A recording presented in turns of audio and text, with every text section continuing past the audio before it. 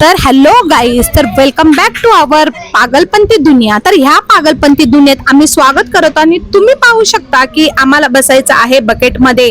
तर एंटरटेनमेंटसाठी आम्हाला तुम्ही बकेटमध्ये बसवा, तुम्ही आम्हाला फॅनला लटकवा उलट करून किंवा आम्हाला उलटी खुर्ची करून उलट्या खुर्चीत बसवा.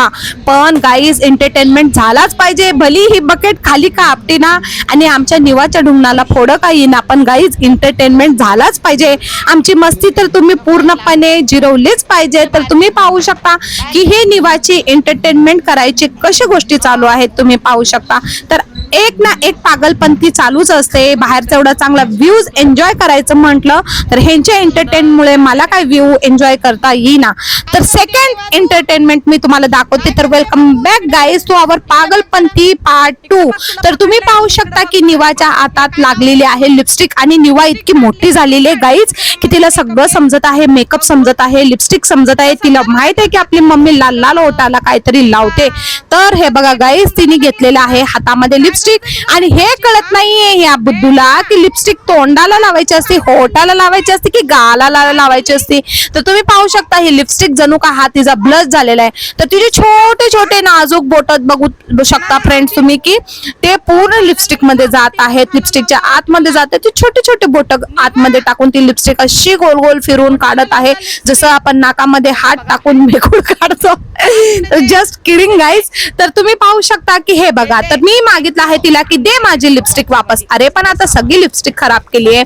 माझे मेकअप पूर्ण बॉक्स मी खिडकीत ठेवलेला आहे, मी खाली काढलेला आहे आणि माझ्या मेकअपचा सत्यानाश केलेला आहे.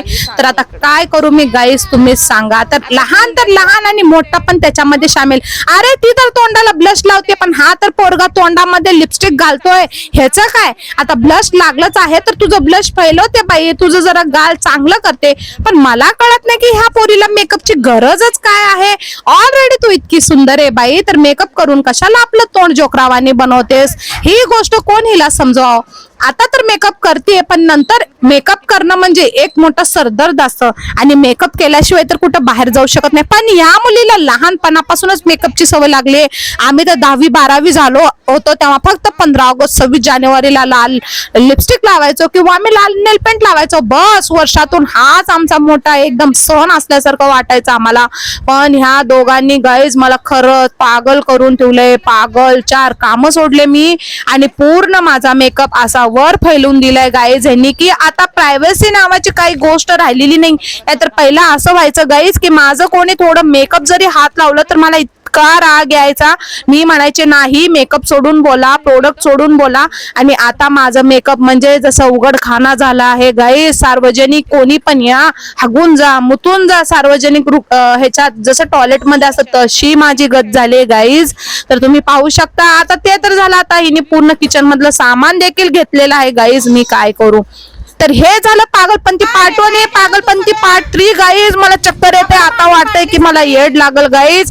हे बघा आता ते आवरलं तर आता ह्या मॅडमनी तर सगळा पसारा काढलाय. मी काय करू, मी कुठं जाऊ, मी कोणाला सांगू. रात्रीची झोप नाही, दिवसाचं जिनं हराम झालेलं आहे गाईज.